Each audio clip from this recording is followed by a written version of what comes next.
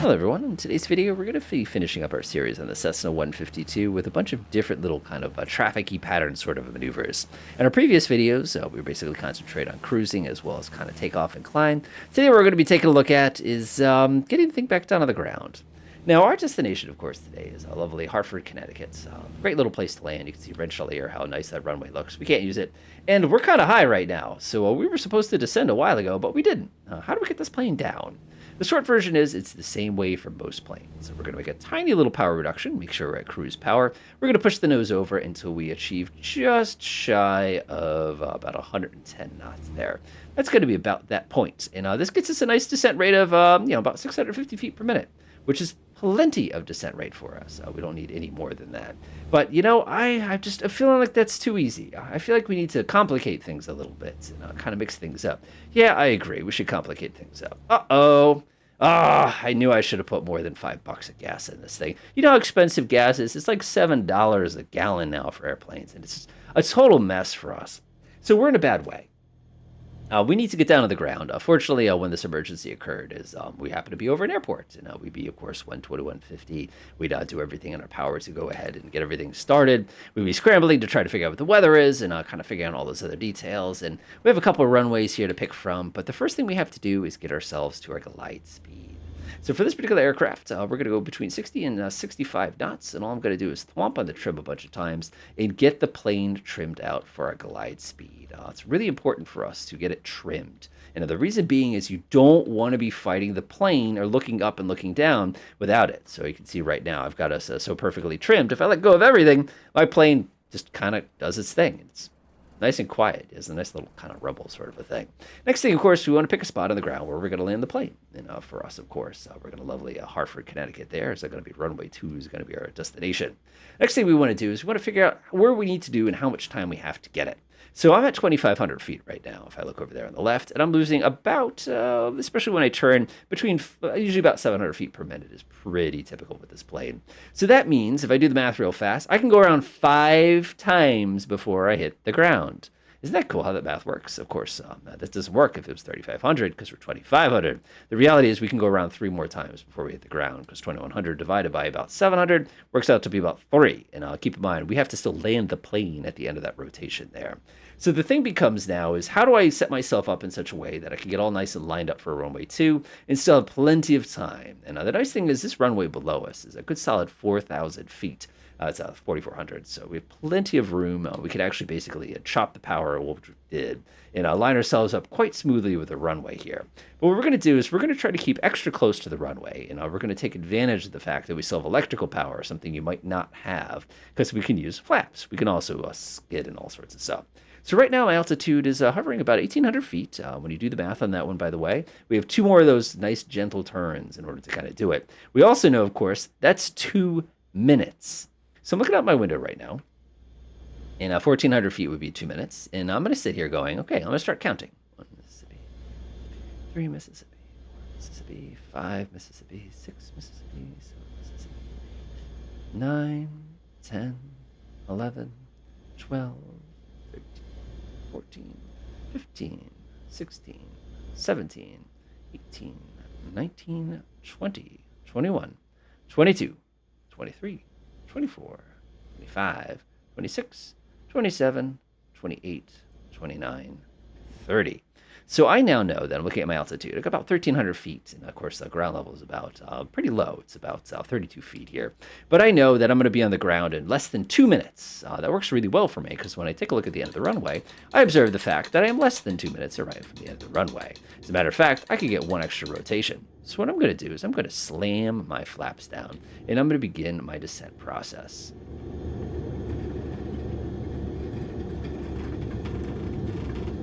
I love how grumbly the plane gets.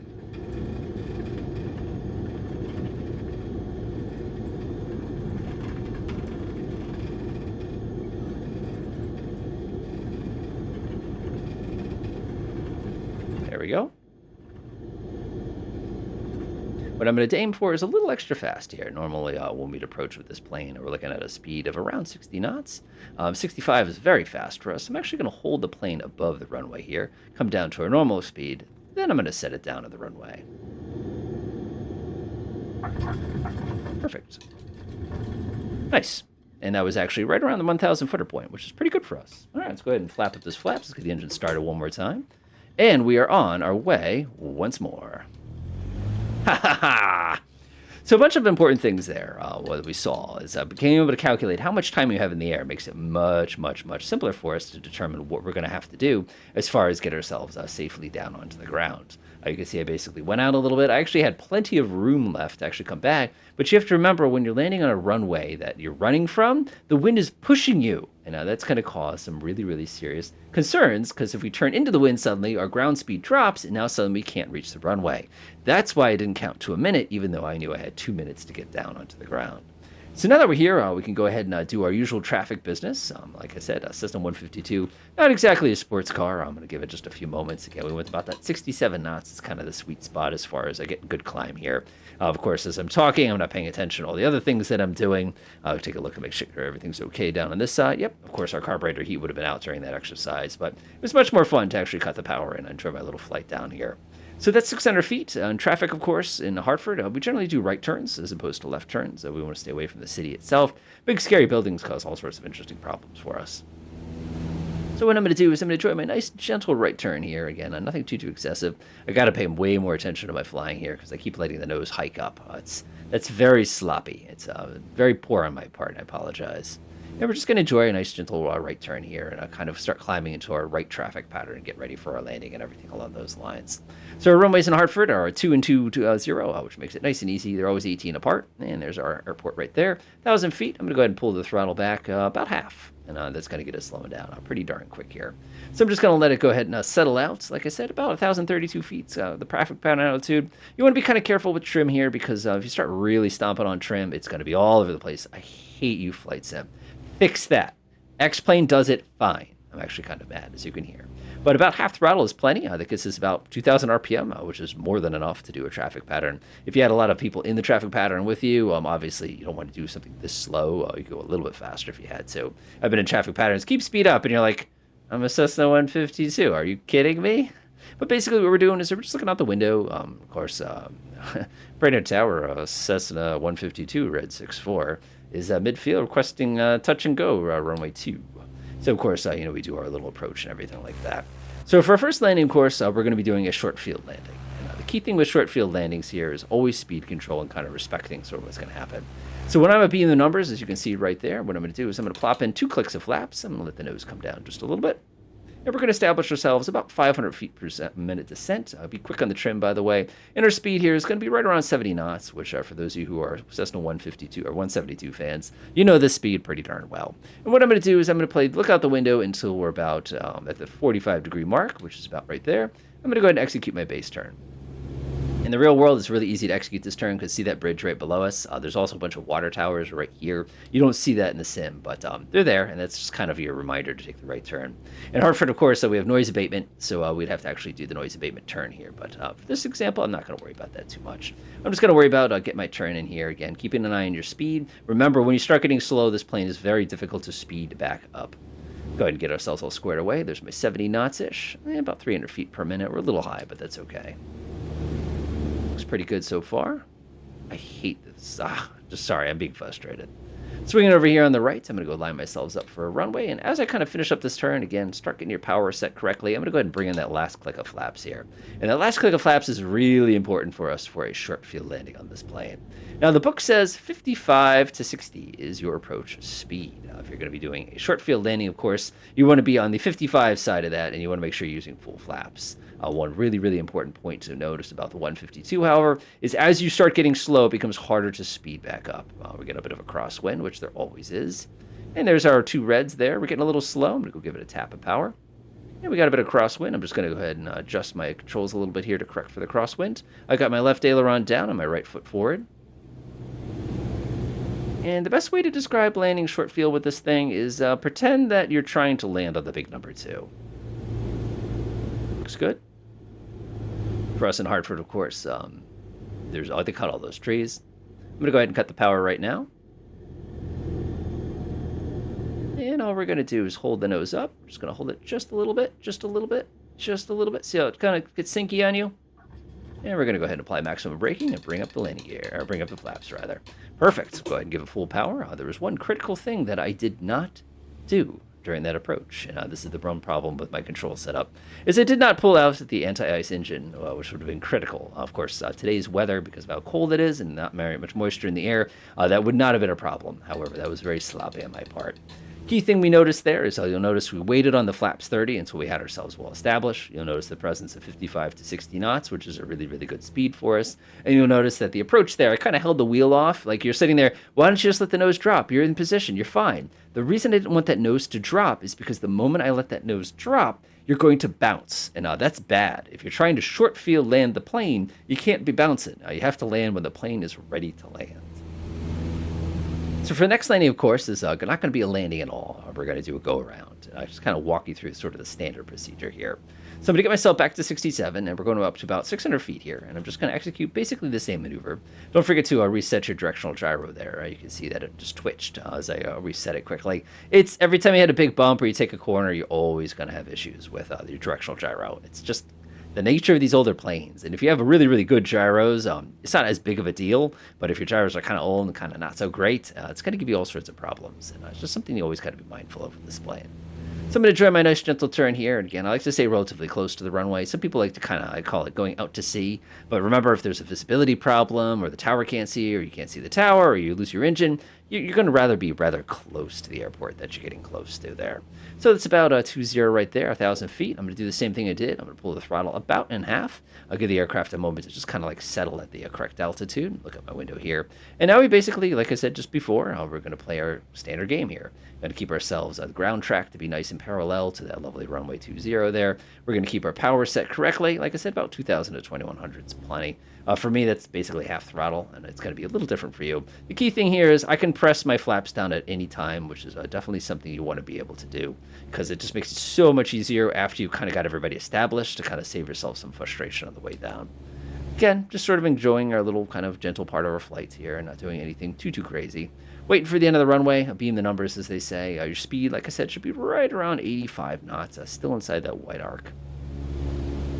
That looks good to me. I'm going to go ahead and pop 2 clicks of flaps down. I'm going to let the nose start coming down. When the flaps catch up to the nose, all of a sudden the thing's going to shoot up on you, and then you're going to start slowing down very rapidly. That's just the nature of the beast, and that's just kind of what happens with a real plane as well. Looking for about 70 knots here, and if I give it just a couple taps of trim, like I said, about 1,800 RPM is usually pretty sweet, depending on how many clicks of flaps you got in. We're going to start playing the game, or we're going to look out behind us. Like I said, we're looking for that 45-degree angle is kind of the sweet spot, and that's about right there. We're going to take our right turn. That's going to be our base. Be very careful on the base turn with this plane. Again, a lot of drag, not a lot of power. And pull that nose up. You're going to lose a little bit of altitude. And don't be surprised if on a nice, hot, sunny day, if you don't hear the beep, beep, beep, beep of the stall warning, basically giving you the heads up saying, by the way, did you notice that you pulled that a little tight? So for this operation, we're going to be executing a go-around. I'm calling it now. I'm not going to wait until the end, so to speak. The reason we're going to execute a go-around is because on a 152, it's a little funky. And it's one of those things that when you're taking your pilot's exam, you want to get this part right because it's kind of one of those things. Your flight instructor might have a different way to explain this, but the big thing for us is it's that drag. So what I've done is I popped in that last notch of flaps. So we're not in a Cessna 150 here. If we were in a Cessna 150, of course, oh my God, flaps 40. You have no idea. So what we're going to do is we're going to go around, and I'm going to go ahead and fix our crosswind here. On my left aileron goes down. I'm going to go ahead and push my right foot forward to go ahead and straighten ourselves up on that runway. Let's go ahead and get our 55 to 60 knots here. We're quite a bit high. We can actually cut the throttle and probably still land it. Yeah, we're drifting a little bit there. Whoa. Is that our turbulence from last time? So we're just approaching. Like I said, about 60 knots is fun. Some people say use 65. That's absurd. If you use 65 knots, you're never going to hit the ground. There we go. Looks pretty good. Looks pretty good. Looks pretty good. Go around. I'm going to apply full power. I'm going to push the carburetor heat in. I'm going to immediately go to 20 degrees of flaps. So what I'm going to do now is let the plane settle. And now I'm going to gently milk the flaps. Those up a little bit. There's one last notch. And I'm going to flick it one more time. And our flaps are gone. You can see there that we held that speed steady, and you can see how our climb speed progressively increased as we were able to get the flaps out. You really have to do that gently, especially in the real plane. As you could see with the flaps 30, how the plane refused to do anything. It just stuck at that altitude and didn't go anywhere. That's kind of the consequence. So you want to be very, very careful, cautious of that. So there's our 600 feet. It's now good time to go ahead and execute our right turn and start flying into our traffic pattern. Most traffic patterns are left turns. Like I said, Hartford, it's a little different. Now, of course, I'm kind of cheating a little bit because I'm essentially rounding this corner. We wouldn't normally round this corner, but I'm already at 700 feet, so I can kind of cheat a little bit here. Again, 67 knots, no big deal with it kind of a thing. So what we're going to do now is we're going to do a soft field landing. Hartford is luckily, because we have this lovely grass field, you can actually see it. It's not the most obvious thing, but it's there. And people, of course, use that for practicing soft field landings. Soft field landings are, they're okay. This plane is one of the safer planes to test it in because you're less likely to run into the problem of striking a propeller like you are in other planes. Let's go ahead and I'll let the nose kind of settle here. I'm going to let it kind of come down itself. A couple taps of trim. And we're just going to kind of play the keep it parallel ground track here. That looks pretty good to me. I like that a lot, actually. Not bad, not bad. I like.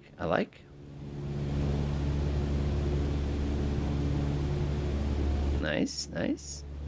All right, our speed is a little high. I'm actually going to pull the throttle back before going ahead and hitting the 2 clicks of flaps like we did before. Nice. 2 clicks of flaps. We're just going to let the nose come down. Like I said, about 1,800 RPM is pretty good. And we'll start getting that about 70 knots, about 500 feet per minute. Looking out the window real quickly here. Now, everything looks okay. Like I said, we're going for the grass this time. Grass is a little different if you haven't had a chance to land on it. Now, the weird part with a grass landing on any airplane is making sure you hit the ground softly. Like softly plus is the best way to kind of describe it. So now there's a couple different philosophies on how to do it. Now, some people, what they would do is they'd actually land with reduced flaps.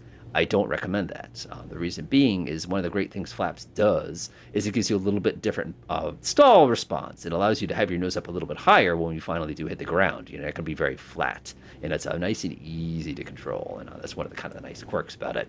If you're on a Cessna 150, of course, flaps 40 is a lot of flaps. That might be too much for a safe soft field landing. Again, you can land at anything. The plane's fine with it.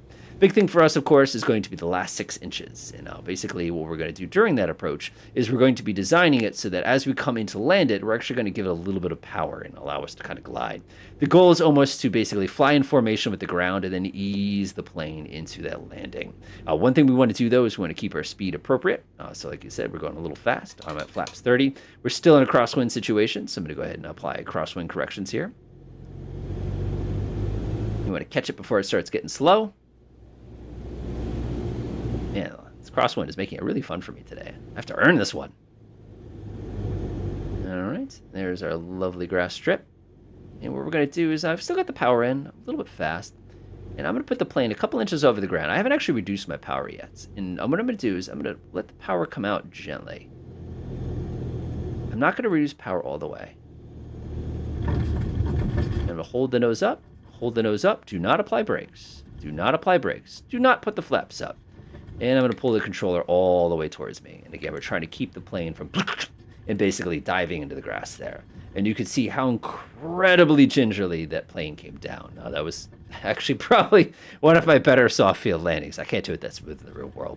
And the key thing here is I'm holding this control towards me. You really do not want that wheel to go diving. And if you're going to touch the brakes at all, it's a minimum. One of the things the flight sim doesn't simulate is how much drag grass creates. In the real world, if we were on this grass, we would have stopped a long time ago. It would just burp, burp, burp, burp, burp, and basically the extra friction grass gives you as you kind of push it down is going to be responsible. So we still have a little bit of inertia here, so I'm going to take advantage of that, and I'm going to slowly start migrating towards the runway here. You really don't want to stop if you can help it, because when I tap the power to kind of get this thing rolling again, it's going to suck little pieces of rock into my propeller, which is not desirable. So as you can see, this aircraft is absolutely solid training plane. And if you can master this plane, you're well on your way to be handling bigger planes. Of course, in the real world, if you want to buy one of these, you're talking about $85,000 US. Of course, it's 2024.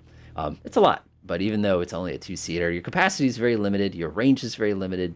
Your speed is not great. I can finally let go of the controller because we're nice and safe. Obviously, we'd be talking to air traffic control. We wouldn't just be going like we are today. But that's not the purpose of this video.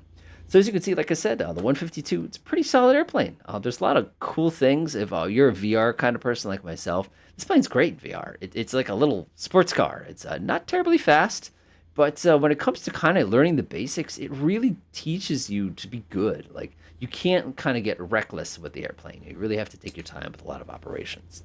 So the last thing we're going to see, of course, is shutting this thing down, which thankfully for us is a pretty easy process. What I'm going to do is I'm going to go ahead and push the throttle forward. We're going to build up about 1500 RPM, and we're going to pull the mixture back, and we're going to push the throttle forward at the same time. What you're doing there is you're basically trying to heat things up and burn off any excess carbon. Notice, by the way, how long this thing takes to stop turning. It's weird. When we're done with that, of course, so we come here, wait till the propeller stops spinning, please. Come over here, you're going to disengage the key, pop these two switches off. It's going to say, what are you doing, kind of a thing. But what I'm going to say is, enjoy.